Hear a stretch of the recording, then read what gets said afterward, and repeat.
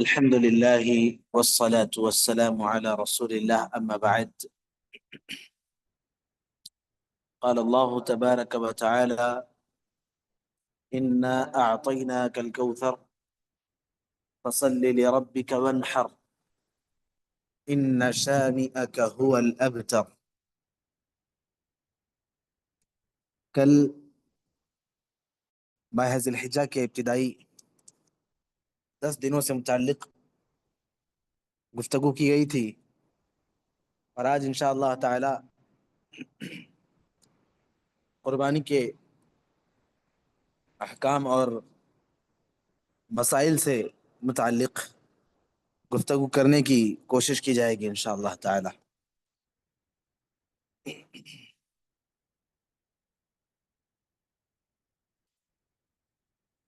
ماہ ذی الحج کے ابتدائی 10 دن تو اہم ہیں ہی، ان کے ساتھ ساتھ مسلمانوں کے لیے عید بھی ہے، جو کہ 10 ذی الحجہ سے جس کا آغاز ہوتا ہے۔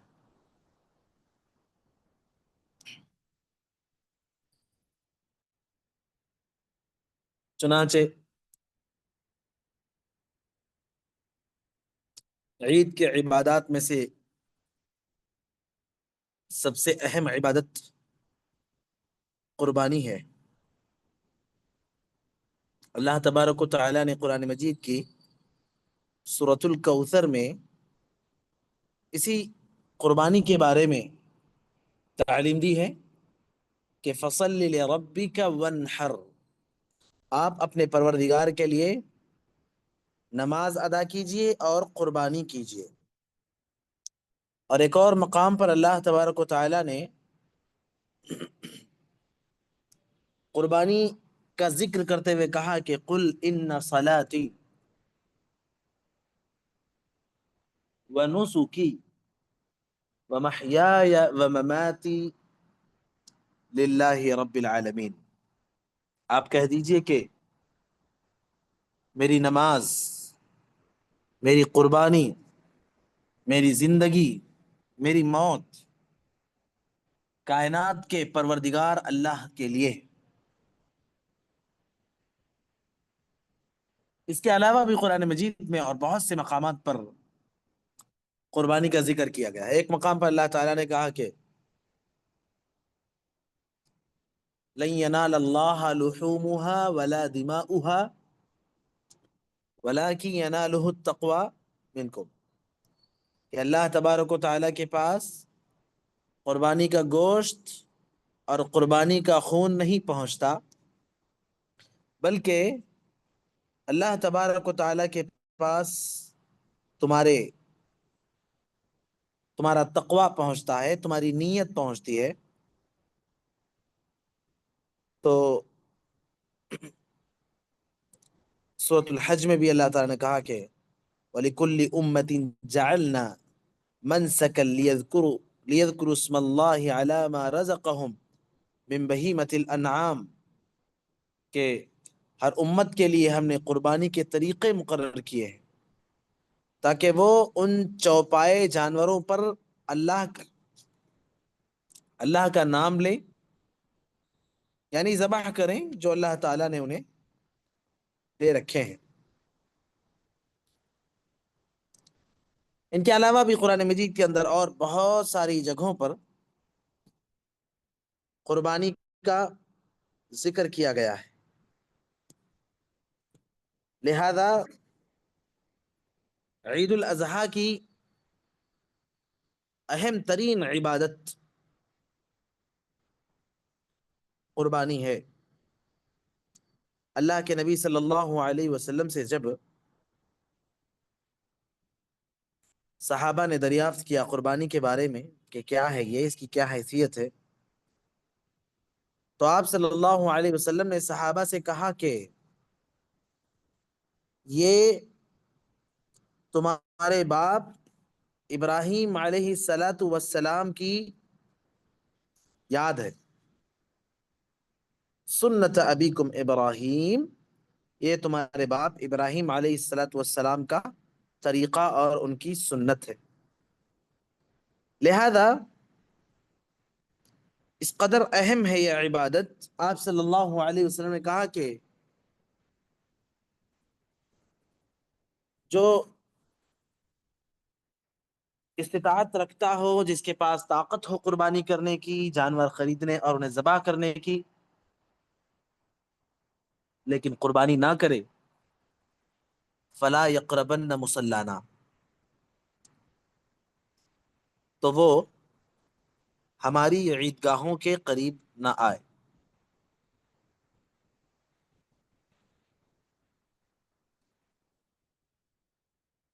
کہا آپ صلی اللہ علیہ وسلم نے من وجد ساعة لأن يضحي فلم يضحي فلا يحضر مصلانا یا فلا يقربن مصلانا، ہماری عیدگاہوں کے قریب نہ آئے. بہرحال قربانی کی مشروعیت مسلم ہے اور اس سے کوئی انکار نہیں کر سکتا. عید کا دن پانے والا مسلمان، عید الاضحیٰ کا دن پانے والا مسلمان، وہ خوشیوں کا اظہار کرتا ہے اور خوشیوں کے اظہار کے لیے اللہ اور اس کے رسول صلی اللہ علیہ وسلم کے بتلائے ہوئے طریقوں کو مد نظر رکھتا ہے اور اسی کے مطابق خوشیاں مناتا ہے. تو خوشیوں کے اظہار میں سے ایک خوشی کا طریقہ یہ بھی ہے کہ اللہ تبارک و تعالیٰ کو راضی کرنے کے لیے بندہ جانوروں کی قربانی پیش کرتا ہے.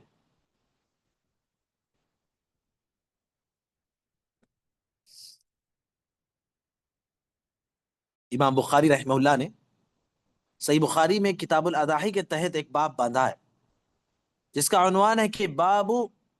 سنت الاضحیہ، قربانی کی سنت، قربانی کا طریقہ.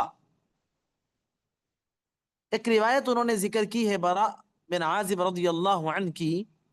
آپ صلی اللہ علیہ وسلم فرماتے کہ ان اول ما نبدأ به في يومنا هذا نصلي ثم نرجع فننحر من فعله فقد أصاب سنتنا ومن ذبح قبل فإنما هو لحم قدمه لأهله ليس من النسك في شيء. کہا کہ آج کے دن یعنی عید الاضحیٰ کے دن جس چیز سے دن کا آغاز کرنا ہے، عید کا آغاز کرنا ہے، وہ عید کی نماز ہے. پھر واپس لوٹ کر قربانی کریں گے. ثم نرجع فننحر، پھر واپس لوٹیں گے اور قربانی کریں گے. تو جو شخص ایسا ہی کرے یعنی نماز پڑھے پھر قربانی کرے، وہ اس نے گویا ہماری سنت کو اور ہمارے طریقے کو پا لیا. اور جو نماز سے پہلے قربانی کر دے،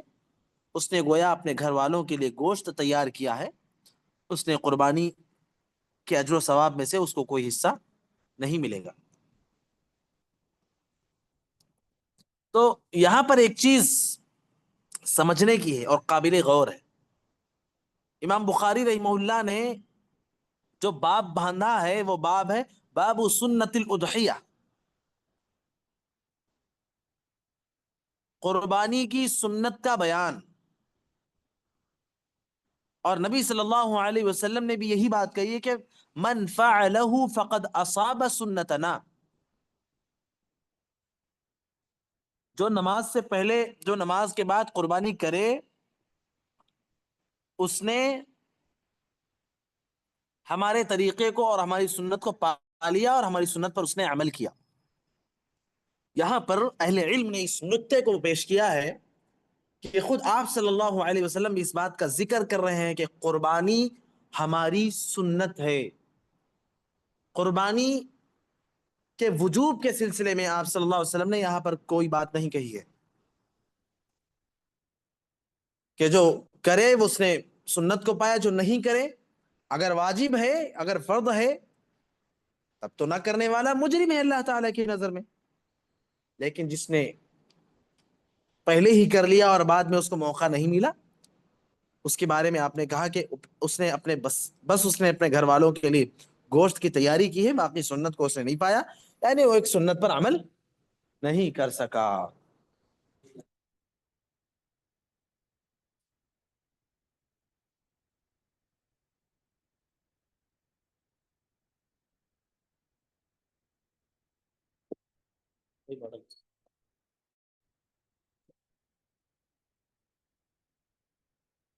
اس کے علاوہ بھی اور بہت ساری روایات ہیں۔ چنانچہ ترمذی میں حضرت ابن عمر رضی اللہ عنہ سے کسی نے سوال کیا کہ کیا قربانی واجب ہے؟ یعنی قربانی کے حکم سے متعلق انہوں نے ایک صحابی نے حضرت عبداللہ بن عمر رضی اللہ عنہ سے دریافت کیا، تو انہوں نے کہا کہ ضحى رسول اللہ صلی اللہ علیہ وسلم والمسلمون، اللہ کے رسول صلی اللہ علیہ وسلم نے بھی قربانی کی ہے اور مسلمانوں نے بھی قربانی کی ہے۔ تو سوال کرنے والے نے پھر پوچھا کہ یہ بتائیے کہ کیا قربانی واجب ہے؟ تو انہوں نے کہا کہ اتعقل، کیا تمہیں کچھ عقل ہے کہ نہیں ہے؟ ضحى رسول اللہ صلی اللہ علیہ وسلم والمسلمون، خود اللہ کے رسول صلی اللہ علیہ وسلم نے بھی قربانی انجام دی ہے اور مسلمانوں نے بھی انجام دیا ہے قربانی کو۔ تو ابن عمر رضی اللہ عنہ نے اس چیز کو واضح نہیں کیا کہ قربانی کا اصل حکم کیا ہے، انہوں نے بس اتنا کہا کہ جب خود اللہ کے رسول صلی اللہ علیہ وسلم نے اس عمل کو انجام دیا ہے اور مسلمانوں نے بھی اس کی پیروی کی ہے، تو آخر ہمارے لیے کیا رکاوٹ ہے کہ ہم رسول صلی اللہ علیہ وسلم کے اس عمل کو، اس عمل کی پیروی نہ کریں۔ گویا یہ بھی ان کی نظر میں نبی صلی اللہ علیہ وسلم کا ایک طریقہ تھا، ایک عمل تھا، ایک سنت تھا، وجوب کی حد تک اسے نہیں لے جایا جا سکتا۔ البتہ علماء اہل الحدیث نے اس کو سنت مؤکدہ میں بھی بہت زیادہ شدید تاکید والی سنت بتلایا ہے، شدید تاکید والی سنت۔ امام ترمذی رحمہ اللہ یہ حدیث روایت کرنے کے بعد کیا نقل کرتے ہیں معلوم؟ کہتے ہیں کہ والعمل على هذا عند اهل العلم ان الاضحية ليست واجبة ولكنها سنة من سنن رسول الله صلی اللہ علیہ وسلم يستحب ان يعمل بهذا۔ امام ترمذی رحمہ اللہ کہتے ہیں کہ اسی حدیث کی بنیاد پر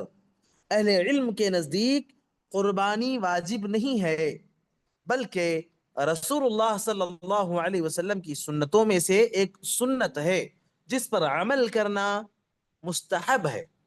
یہاں پر تھوڑا سا بڑی آسانی کے ساتھ اس بات کو ذکر کیا گیا ہے کہ بس آپ صلی اللہ علیہ وسلم کی سنتوں میں سے ایک سنت ہے، نہیں بلکہ تھوڑا نہیں بلکہ بہت زیادہ اس کے اندر تاکید ہے،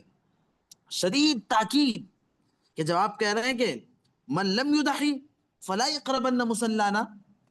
جو قربانی نہ کرے طاقت کے باوجود وہ ہمارے عیدگاہ کے قریب آئے ہی نہ، تو تاکید تو بہت زیادہ ہے۔ ابن عمر رضی اللہ عنہ فرمایا کرتے تھے کہ اقام رسول اللہ صلی اللہ علیہ وسلم بالمدینہ 10 سنین یضحی کل سنہ، کہ رسول صلی اللہ علیہ وسلم مدینے میں 10 سال تک رہے، 10 سال تک مدینے میں آپ صلی اللہ علیہ وسلم نے قیام کیا، اور ہر سال آپ صلی اللہ علیہ وسلم قربانی کا اہتمام کیا کرتے تھے، یعنی جانور ذبح کیا کرتے تھے۔ ان دونوں احادیث سے ثابت ہوا کہ قربانی واجب نہیں ہے، لیکن پھر بھی ایک انسان ہے، اس کے پاس ہر اعتبار سے انتظامات ہیں، استطاعت رکھتا ہے اور بڑے سے بڑے خرچے کرتا ہے، سارے معاملات حل کر ہو رہے ہیں اس کے، لیکن جب قربانی کی بات آتی ہے تو قربانی بھی ایسے شخص کے اوپر بہت زیادہ تاکید کے ساتھ ہے، بہت تاکیدی حکم ہے اس کے لیے کہ قربانی کرے، پھر بھی وہ نہیں کرتا، تو اللہ کے نبی صلی اللہ علیہ وسلم کی جو حدیث میں ابھی پیش کیا کہ من وجد سعة لأن يضحي فلم يضحي فلا يحضر مصلانا، جو استطاعت رکھتا ہو اس کے باوجود قربانی نہ کرے وہ ہماری عیدگاہ کے قریب نہ آئے۔ عرفات کے میدان میں آپ صلی اللہ علیہ وسلم نے کہا کہ یا ایہا الناس ان علی کل اہل بیت فی کل عام اضحیہ، کہ لوگوں بے شک ہر گھر کے افراد پر، یعنی ہر ایک گھر پر ہر سال ایک قربانی ضروری ہے، ہر سال ایک قربانی ضروری ہے، لہذا استطاعت کے مطابق قربانی کرنا ضروری ہے۔ البتہ اگر انسان خود گھریلو پریشانیاں ہیں، اس کی بیماریاں لگی ہوئی ہیں، اپنی روزی روٹی کے مسائل صحیح طریقے سے حل نہیں ہو پا رہے ہیں، اب قربانی کا وقت آ گیا تو بیچارہ قربانی کیسے کرے گا، ایسے لوگ مستثنا ہیں۔ لیکن استطاعت اگر ہے تو طرح طرح کے بہانے نہیں چلیں گے، بلکہ قربانی کرنا ہی کرنا ہوگا۔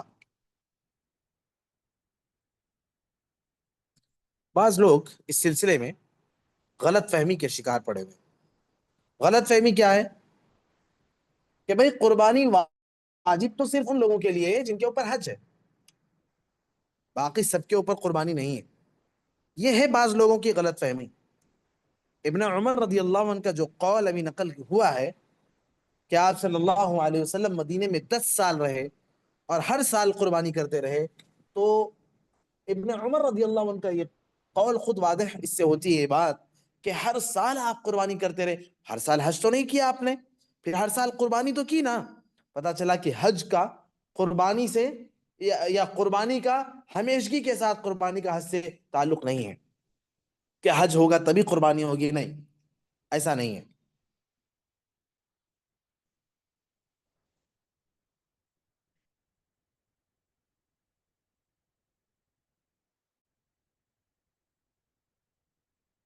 اسی طریقے سے حضرت انس بن مالک رضی اللہ عنہ بیان کرتے ہیں کہ کان النبی صلی اللہ علیہ وسلم یضحی بکبشین وانا اضحی بکبشین، کہ نبی صلی اللہ علیہ وسلم دو مینڈے قربانی کیا کرتے تھے، جبکہ اور میں بھی 2 مینڈے قربانی کیا کرتا تھا۔ یہ بخاری کی روایت ہے۔ تو انس رضی اللہ عنہ آپ صلی اللہ علیہ وسلم کا جو عمل روایت کر رہے ہیں کہ آپ 2 مینڈے دو مینڈوں کے ساتھ قربانی کرتے تھے، تو یہ عمل مدینہ منورہ میں تھا، کیونکہ حج تو آپ نے ایک ہی مرتبہ کیا تھا، اور اس میں آپ نے 100 اونٹ قربان کیے تھے۔ جب حج کیا تھا آپ نے تو حج کے موقع پہ آپ نے 100 اونٹ قربان کیے تھے۔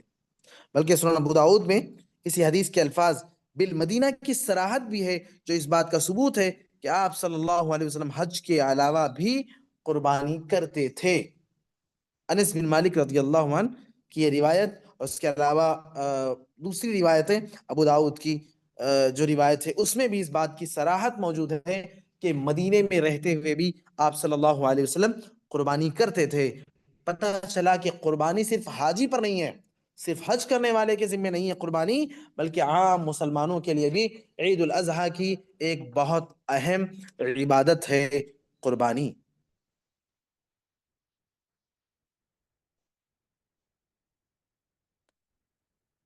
اور جو روایت اس طور پر پیش کی جاتی ہے کہ دیکھیے آپ صلی اللہ علیہ وسلم کا یہاں یہ کہنا، آپ صلی اللہ علیہ وسلم کا یہاں یہ کہنا کہ ہم نماز پڑھیں گے، آج کے دن ہم نماز پڑھیں گے پھر واپس لوٹیں گے، تو اس سے بھی یہی بات ثابت ہوتی ہے کہ تمام مسلمانوں کے لیے مسنون ہے، صرف حاجیوں کے لیے نہیں ہے،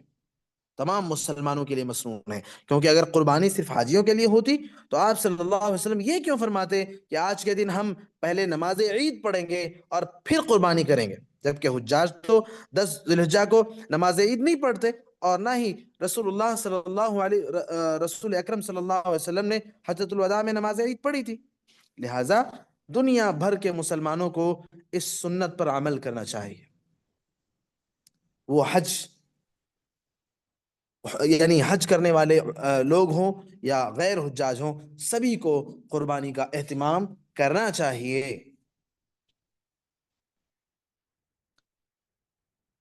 قربانی سے متعلق قربانی کے ایام آتے ہی بہت سارے مسائل ذہنوں میں پیدا ہوتے ہیں، بہت سارے مسائل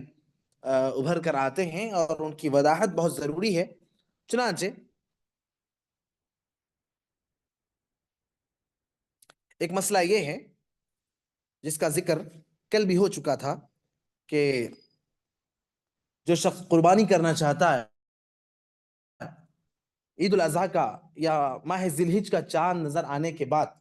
جب تک وہ قربانی نہیں کر لیتا، اس کے لیے بات جائز اور درست نہیں ہے کہ وہ اپنے ناخن یا اپنے بال کٹوائے۔ حضرت ام سلمہ رضی اللہ عنہ بیان کرتی ہیں رسول اللہ صلی اللہ علیہ وسلم نے فرمایا کہ من رأى ہلال ذی الحجہ واراد ان یضحی فلا یأخذ من شعره ولا من اظفارہ، کہ جو شخص قربانی کا ارادہ کرتا ہے، قربانی کرنا چاہتا ہے، وہ ذو الحجہ کا چاند دیکھنے کے بعد نہ بال کٹائے اور نہ اپنے ناخن تراشے۔ اور اس ضمن میں نے یہ بات بھی واضح کی تھی کہ وہ لوگ جو قربانی نہیں بھی کر رہے ہیں، احتراماً اگر وہ بھی احتیاط برتیں کہ بھائی جو لوگ قربانی کر رہے ہیں وہ ناخن اور بال نہیں کٹوائیں گے، اور ہم قربانی نہیں کر رہے ہیں تو کم سے کم ہم اجتماعیت کا ثبوت دیتے ہوئے، اجتماعیت کا ثبوت دیتے ہوئے ان سب کا ساتھ دیں اور ان دنوں میں ناخن اور بال نہ کٹوائیں۔ جس طریقے سے روزے رمضان کے دنوں میں روزے دار جو ہیں وہ تو بہرحال روزے میں ہوتے ہیں تو کھانا پینا بالکل نہیں ہوتا ان کا، لیکن جو لوگ دوسرے کچھ عذر کی وجہ سے جو روزہ نہیں رکھے ہیں ان کے لیے بھی یہ ہے کہ بھائی اگر آپ روزے سے نہیں ہیں تو پبلکلی نہ کھائیں پیئیں، لوگوں کے سامنے نہ کھائیں پیئیں، بلکہ آپ تھوڑا سا الگ ہٹ کر یا گھر کے اندر رہ کر یا کسی الگ جگہ لوگوں کی نظروں سے الگ رہ کر حسب ضرورت کھائیں پیئیں، پبلکلی نہ کھائیں پیئیں۔ اس سے احترام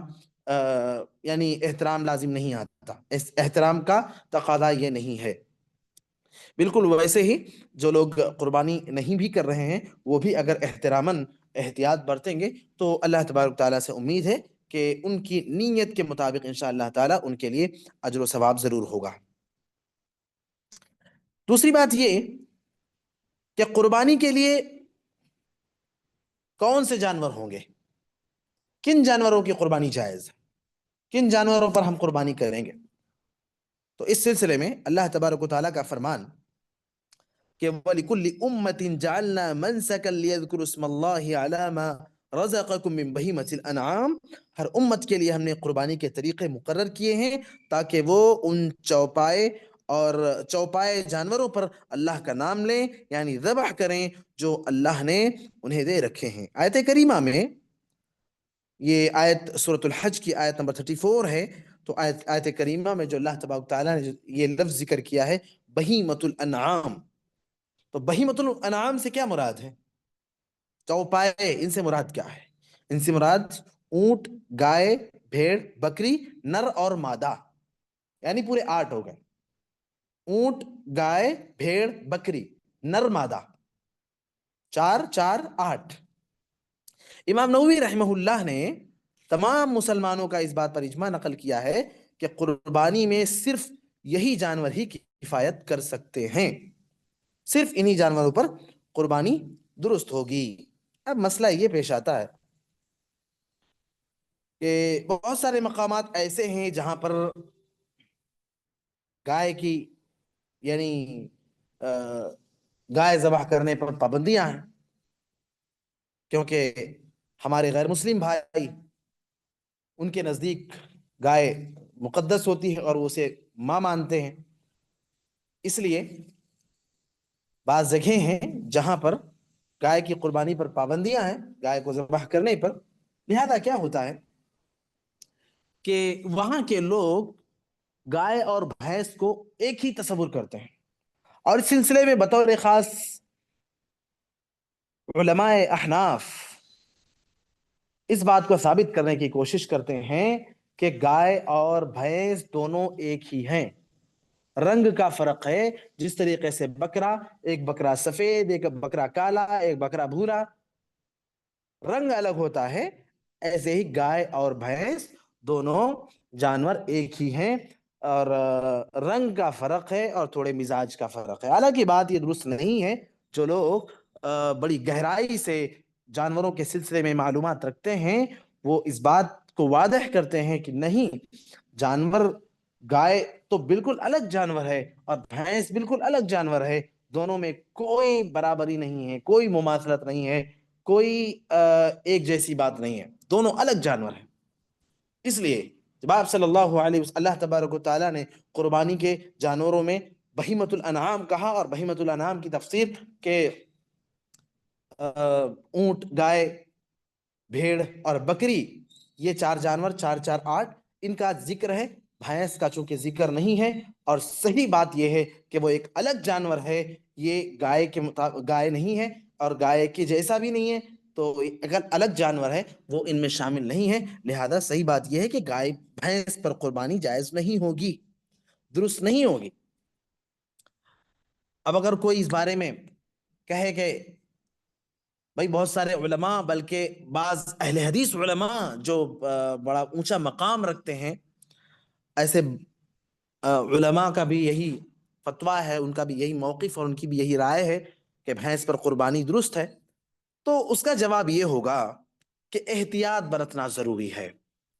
اللہ تعالیٰ نے اگر ہمیں استطاعت دیا ہے، ہم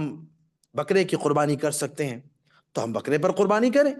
اگر ہمارے لیے گنجائش ہے ہم گائے کی قربانی کر سکتے ہیں اور بکرے کی قربانی نہیں کر سکتے، گائے میں حصہ لے سکتے تو حصہ لیں، اگر ہمارے لیے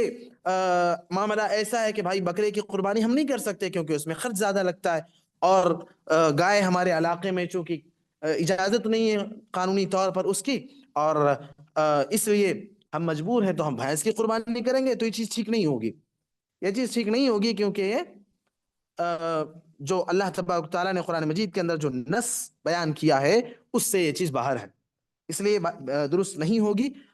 ایسا ممکن ہو سکتا ہے کہ اگر آپ کے تعلق کے، آپ کے پہچان کے، آپ کے رشتہ دار کوئی ایسی جگہ رہتے ہیں جہاں پر یہ معاملہ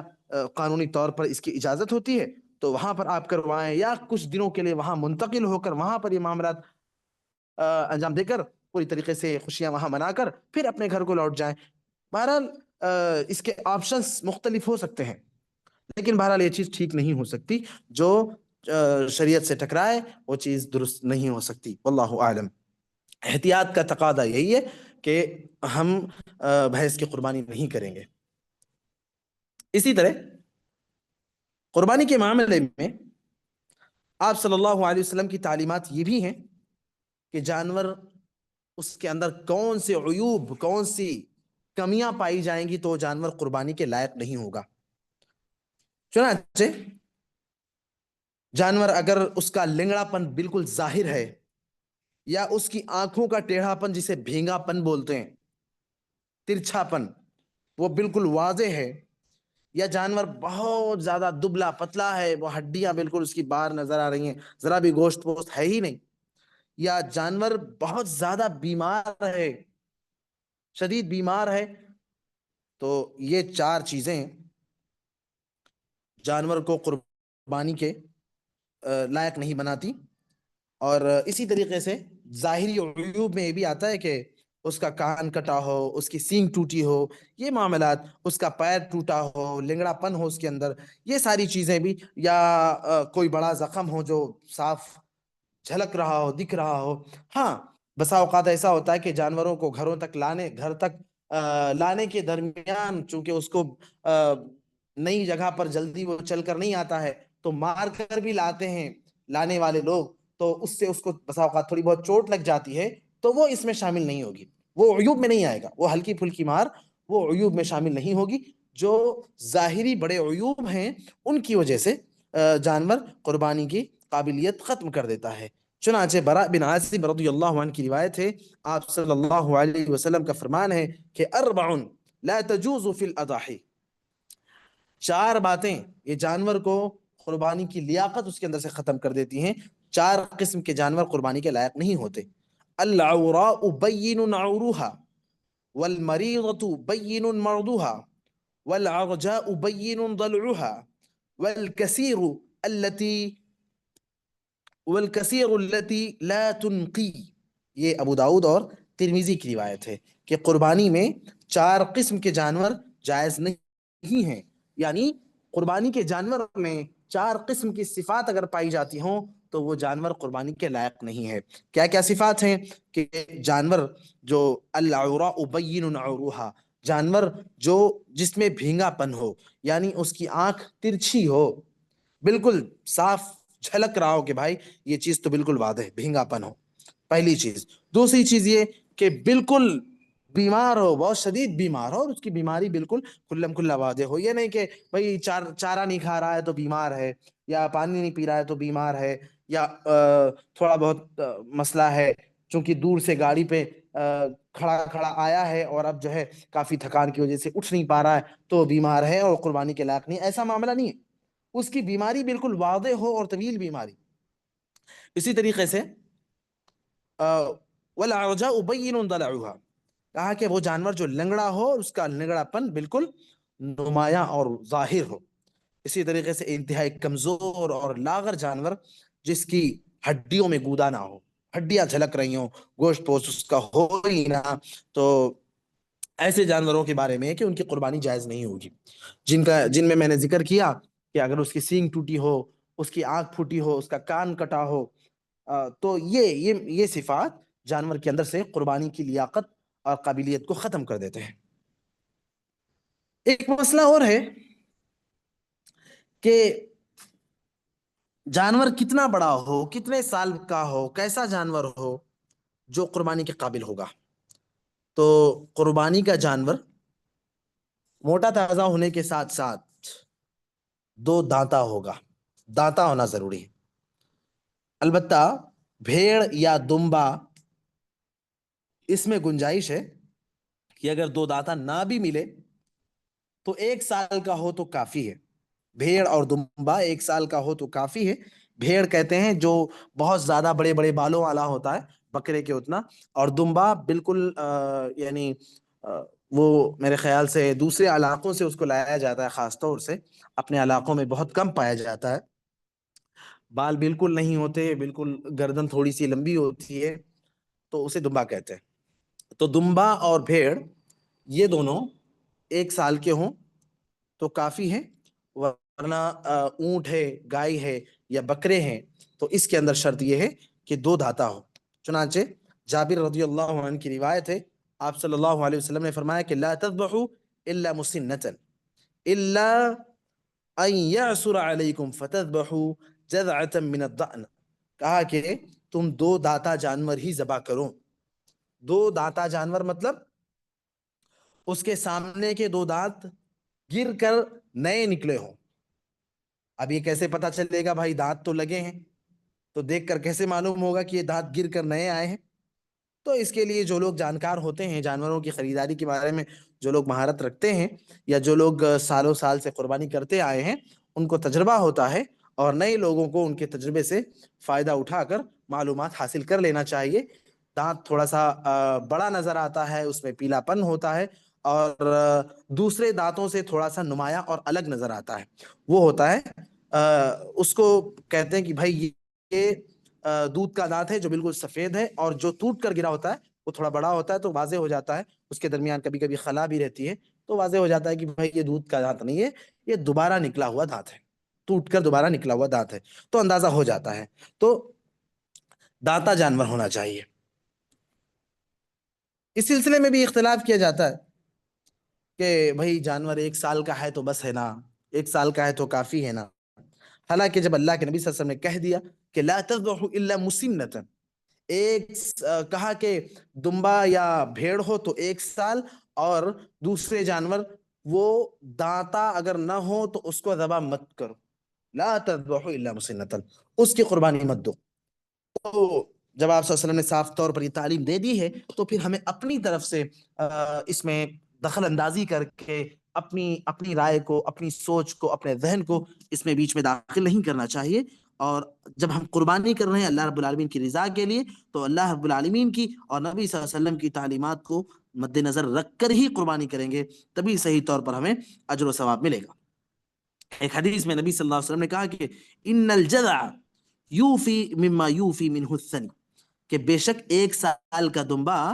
2 دانتے جانور کے برابر ہوتا ہے، یعنی گائے اور اونٹ اور بکرا، کہا کہ یہ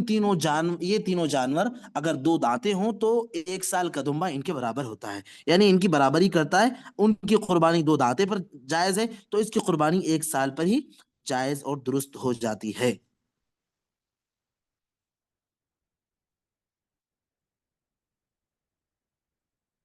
حضرت برا رضی اللہ عنہ کی حدیث میں انہوں نے ذکر کیا کہ ان کے خالو نماز عید سے پہلے ہی قربانی کر چکے تھے، تو آپ صلی اللہ علیہ وسلم نے فرمایا کہ تلک شاۃ لحم، یہ تو صرف بکری کا گوشت ہے، یعنی قربانی کا گوشت نہیں ہے، یہ تو صرف بکری کا گوشت ہے۔ تو انہوں نے کہا اللہ کے رسول میرے پاس 1 سال کا بکرا ہے۔ تو آپ نے فرمایا ضحی بہا ولا تصلح لغیرک، تم اسی کو ذبح کر دو، اسی کو قربان کر دو، اور یہ آپ کے علاوہ کسی اور کے لیے جائز نہیں ہے۔ اس سے کیا پتا چلا؟ جو عام طور پر لوگوں کی سوچ بنی ہوئی ہے کہ ارے بھائی 1 سال کا ہے، 1 سال کا ہونے کا مطلب دانتا ہو ہی گیا ہوگا، دانت اس کے ٹوٹ کے نئے دانت آئے ہی ہوں گے، تو یہ قیاس آرائیاں درست نہیں ہیں۔ آپ نے کہا کہ تم کر لو ایسا، ولا تصلح لغیرک، تم کر لو، تمہارے لیے ٹھیک ہے، آج کر سکتے ہو، کیونکہ تم سے غلطی یہ ہوئی تھی کہ تم نے نماز سے پہلے کر لیا تھا، چلو کوئی بات نہیں، ابھی تمہارے پاس ایک اور ہے۔ تو نے کہا اللہ کا رسول تو 1 سال کا ہے بس، تو کہا چلو ٹھیک ہے تم کر لو، باقی کسی اور کے لیے جائز نہیں ہے۔ ولا تصلح لغیرک، پتہ چلا کہ اگر کوئی اور 1 سال کے جانور یعنی دمبے اور بھیڑ کے علاوہ گائے، اونٹ یا بکرا 1 سال کے جانور پر قربانی کرتا ہے تو اس کی قربانی درست نہیں ہوگی۔ واللہ اعلم۔ ایک اور مسئلہ یہ ہے کہ قربانی کا وقت کیا ہے۔ قربانی کا وقت عید الاضحیٰ کی نماز کے بعد ہے، لہذا نماز سے پہلے قربانی نہیں کرنی چاہیے، یہ مسئلہ بالکل واضح ہے۔ لیکن مسئلہ اس وقت بنتا ہے، مسئلہ کب بنتا ہے میں پہلی تھوڑی سی تفصیل بتاؤں گا، آخر میں اس مسئلے کی طرف وضاحت کروں گا جو عام طور پر لوگوں کے لیے ایک پریشانی کا سبب بنا ہوا ہے۔ حضرت جندب بن سفیان رضی اللہ عنہ بیان کرتے ہیں کہ میں قربانی کے موقع پہ نبی صلی اللہ علیہ وسلم کے ساتھ تھا، ابھی آپ نماز عید سے فارغ ہی ہوئے تھے کہ آپ نے ان جانوروں کا گوشت دیکھا جنہیں آپ کے نماز سے فارغ ہونے سے پہلے قربان کر دیا گیا تھا۔ آپ نے کہا کہ من کان ذبح اضحیتہ قبل ان یصلی او قبل ان نصلی فلیذبح مکانہا اخرى، جو ہمارے نماز ادا کرنے سے پہلے قربانی کر چکا ہے وہ دوسرا جانور ذبح کرے۔ ومن کان لم یذبح فلیذبح بسم اللہ، اور جو ابھی تک قربانی نہیں کیا ہے وہ اب نماز ادا کر چکے ہیں تو اب قربانی کر لے، تو یعنی بسم اللہ پڑھ کر وہ قربانی کر لے۔ اور برا بن عازب رضی اللہ عنہ بیان کرتے ہیں کہ میرے خالو نے نماز عید سے پہلے قربانی کی، تو آپ نے کہا کہ یہ تو صرف ایک بکری کا گوشت ہے، تو انہوں نے کہا کہ اللہ کے رسول میرے پاس تو 1 سال کا بکرا بچا ہے، تو آپ نے کہا کہ ٹھیک ہے تم کر لو 1 سال کا بکرا، لیکن اور کسی کے لیے جائز نہیں ہے۔ ایک اور روایت آپ نے کہا اسی حدیث میں کہ من ضحى قبل الصلاة فإنما ذبح لنفسه، جو نماز سے پہلے ذبح کر لے وہ اپنے لیے گویا ذبح کر رہا ہے۔ ومن ذبح بعد الصلاة فقد تم نسكه وأصاب سنة المسلمين، کہا کہ جو شخص نماز عید کے بعد قربانی کرتا ہے تو اس کی قربانی مکمل ہو گئی اور اس نے مسلمانوں کی سنت کو پا لیا۔ اب آپ کہہ رہے ہوں گے، آپ سوچ رہے ہوں گے کہ بھائی جب قربانی نماز کے بعد ہی عام طور پر ہو رہی ہے اور وہ مسئلہ جب ہوا تھا تب ہوا تھا، اب تو وہ مسئلہ نہیں ہو رہا ہے، تو پھر اس کی وضاحت کی ضرورت کیا ہے؟ وضاحت کی ضرورت اس لیے ہے کہ میں جس علاقے میں رہتا ہوں یہاں پر بھی، حیدرآباد بھی، اور بلکہ ملک کے مختلف علاقوں میں یہ معاملہ یقیناً ہوگا کہ بڑے جانوروں پر قربانی کرنے کے لیے دکاندار کئی بار دکانداروں کے پاس لوگ حصہ لیتے ہیں۔ مثال کے طور پر زید نے، بکر نے، عمر نے، خالد نے، محمد نے، 7 لوگوں نے حصہ لیا، اور حصہ لیا کسی عادل نام کے کسی قصائی کے پاس، اور 7 لوگوں نے مل کر پیسے دیے، تو اس نے کہا ٹھیک ہے یہ 7 لوگوں کا فلاں جانور یہ ذبح کریں گے۔ اب ان میں سے 7 لوگوں میں سے زید، بکر، عمر، انہوں نے نماز عید ادا کی، آئے ان کے سامنے قربانی نہیں ہوئی، اتفاق سے ان میں سے محمد اور مطلب 2-3 لوگ ان میں سے ایسے تھے کہ جو دوسری جگہوں پہ جنہوں نے نماز ادا کی اور ان کی نماز ادا ہونے سے پہلے ہی ان کی قربانی ہو گئی۔ یہ بہت ہو رہا ہے، بہت زیادہ ہو رہا ہے یہ کہ ہم کسی ایسے کے پاس قربانی کے لیے اعتماد کر لیتے ہیں جو ہماری نماز سے پہلے ہی ہمارے نام کی قربانی کر دیتے ہیں، تو بھلا کیسے ہوگی ہماری قربانی؟ ہم نے تو نماز ادا کی ہی نہیں ابھی۔ جلد بازی کے چکر میں قصائیوں کا مسئلہ یہ ہوتا ہے کہ انہیں ایک دن میں کئی جانور ذبح کرنے ہوتے ہیں، اور وہ لوگوں کے آ جانے یا جمع ہو جانے کا انتظار نہیں کرتے، بلکہ وہ اپنی سہولیت دیکھتے ہیں، اور ان میں لوگوں میں سے بعض نے نماز پڑھی، بعض نے نہیں پڑھی، بعض نے دیر سے پڑھی، اس بات کی کوئی رعایت اور کوئی خیال وہ نہیں کرتے۔ اس لیے اس پہلو پر پوری توجہ اور غور و فکر کے ساتھ ہی ایسے لوگوں پر ہم اعتماد کریں اور ایسے لوگوں کے حوالے اپنی قربانی کا پیسہ ادا کریں۔ یہ بات سمجھنے کی ہے، اور یہ بات اپنے اگر جو خواتین ہیں وہ اپنے گھر کے مردوں تک پہنچائیں، اور جو مرد حضرات ہیں وہ اس ذمہ داری کو پوری ذمہ داری کے ساتھ سمجھیں۔ ایک اور چیز یہ ہے کہ گھر میں کئی افراد ہیں، تو کیا ہر فرد کی طرف سے ایک ایک جانور کی قربانی ضروری ہوگی؟ تو ایک بکرا یا ایک بکری یا ایک بھیڑ یا ایک دمبا، ایک جانور ہی تمام گھر والوں کی طرف سے کافی ہو جائے گا۔ اسی طرح اگر کوئی چھوٹا جانور بکرا یا دمبا یا بھیڑ وغیرہ ذبح نہیں کر رہے بلکہ بڑا جانور ہے، تو اس میں 7 افراد حصہ لے سکتے ہیں۔ 7 افراد کا مطلب 7 گھرانے، 7 گھر کے افراد اس میں حصہ لے سکتے ہیں۔ چنانچہ اس سلسلے میں اچھا ایک بات اور واضح کر لیں کہ بعض لوگ ایک ساتھ کئی جانور قربان کرتے ہیں، اور کئی بار ان کے دلوں میں ریاکاری کے جذبات بھی پیدا ہو جاتے ہیں۔ لوگوں کو بتاتے پھرتے ہیں کہ دیکھو ہم نے اتنے جانور ذبح کیے، ہم نے اتنے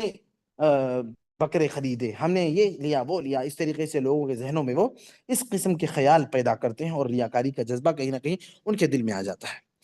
عطا بن یسار رحمہ اللہ بیان کرتے ہیں کہ میں نے ابو ایوب انصاری رضی اللہ عنہ سے سوال کیا، رسول اللہ صلی اللہ علیہ وسلم کے عہد میں قربانیاں کس طرح ہوتی تھیں؟ انہوں نے کہا کہ کان الرجل یضحی بالشاة عنہ وعن اہل بیتہ فیأکلون ویطعمون حتی تباہ الناس فصارت کما ترى،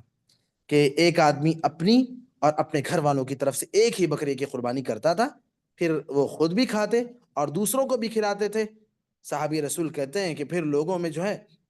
ایک دوسرے سے بڑھنے اور ایک دوسرے کے مقابلے میں بڑا بننے کا جذبہ پیدا ہوا، فخر کرنے لگے، اور اب وہ حال دیکھ رہے ہو،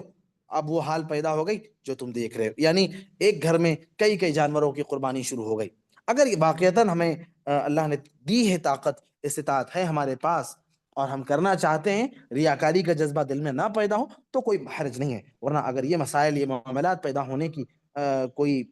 یعنی کوئی مسئلہ ہو ایسا، تو ہمیں پھر احتیاط برتنا چاہیے، کیونکہ قربانی کا بنیادی مقصد اللہ تبارک و تعالیٰ کی رضا ہے، جیسا کہ اللہ تعالیٰ نے کہا کہ قل ان صلاتی ونسکی ومحیای ومماتی للہ رب العالمین۔ میں نے بتایا کہ بڑے جانور یعنی گائے یا اونٹ میں 7 یا 10 افراد، گائے میں تو 7 اور اونٹ میں 7 یا 10 افراد شریک ہو سکتے ہیں۔ ابن عباس رضی اللہ عنہ بیان کرتے ہیں کہ کننا مع رسول اللہ صلی اللہ علیہ وسلم فی سفر فحضر الاضحى فاشترکنا فی البقرة 7 وفی البعیر 10۔ یہ ترمذی کی روایت ہے، اور جابر رضی اللہ عنہ کی روایت ہے کہ البقرة عن 7 والجزور عن 7، یہ ابو داؤد کی روایت ہے۔ تو ابن عباس کہتے ہیں کہ ہم رسول صلی اللہ علیہ وسلم کے ساتھ ایک سفر میں تھے، عید الاضحیٰ آ گئی تو ہم نے گائے میں 7 لوگوں نے اور اونٹ میں 10 لوگوں نے حصہ لیا۔ جابر رضی اللہ عنہ کی روایت کے مطابق اونٹ میں بھی 7 اور گائے میں بھی 7۔ پتہ چلا کہ اونٹ میں 7 بھی جائز ہے اور 10 بھی جائز ہے، جبکہ گائے میں صرف 7 جائز ہے۔ اچھا، ہم جب دکانداروں کے پاس یا کچھ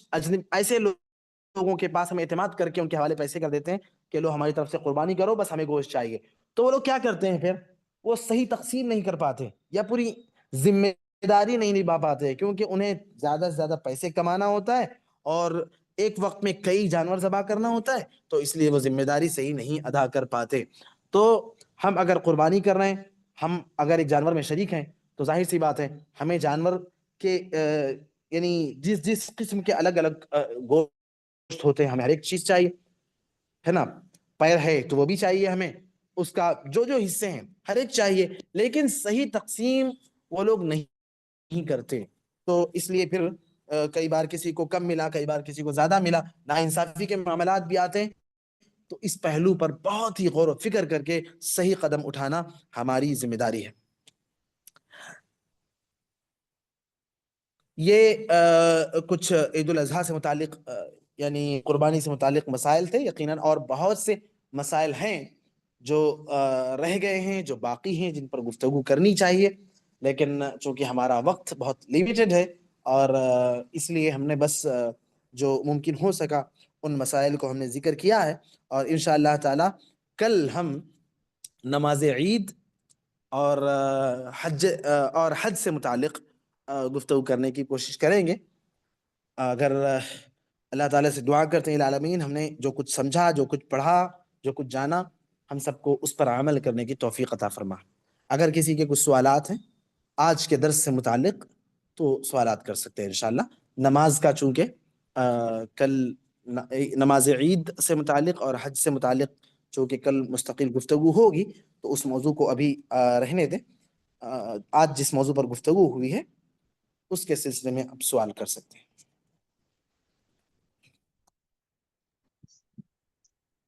شیخ، بکرا اور دمبا 1 سال کا چلے گا قربانی کے لیے؟ بکرا نہیں چلے گا، بالکل بکرا 1 سال کا نہیں چلے گا، کیونکہ بکرے کے لیے یہی ہے کہ لا تذبحوا الا مسنہ، 2 دانتا ہونا چاہیے بکرا. جبکہ دمبا یا بھیڑ وہ 1 سال کا بھی ہو تو چلے گا.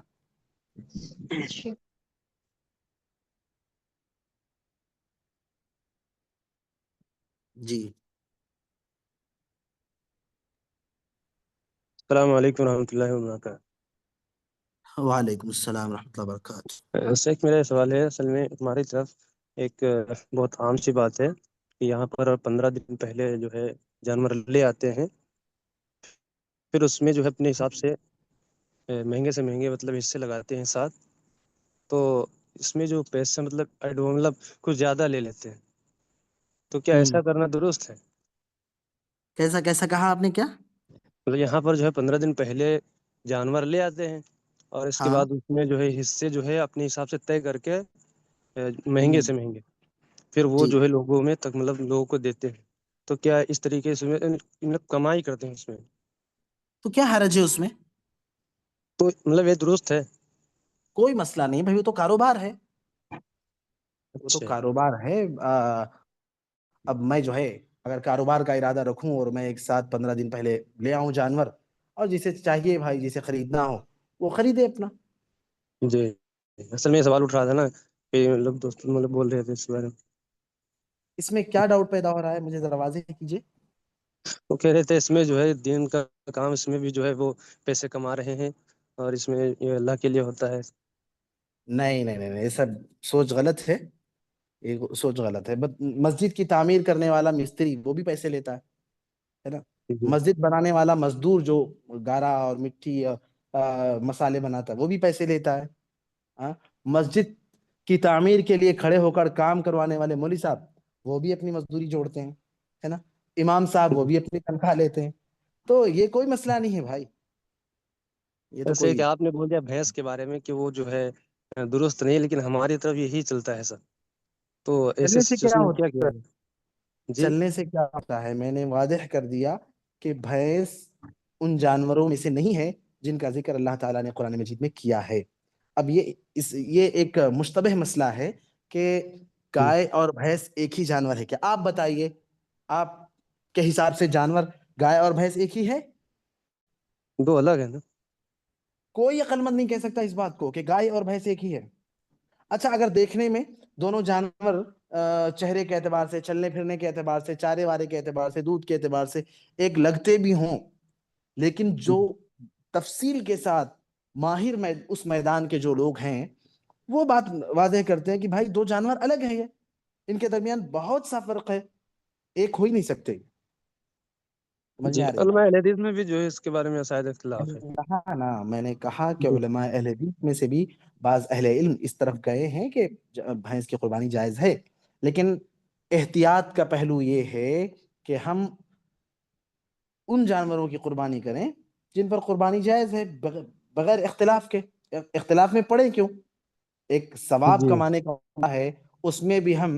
اختلاف میں پڑھ کے ایک ایسی چیز کا انتخاب کریں جس پر اختلاف ہے، تو پتہ نہیں وہ ثواب ملے گا کہ نہیں ملے گا. سمجھ رہے ہیں؟ جی صحیح. جی جزاک اللہ. اللہ. السلام علیکم. وعلیکم السلام. جی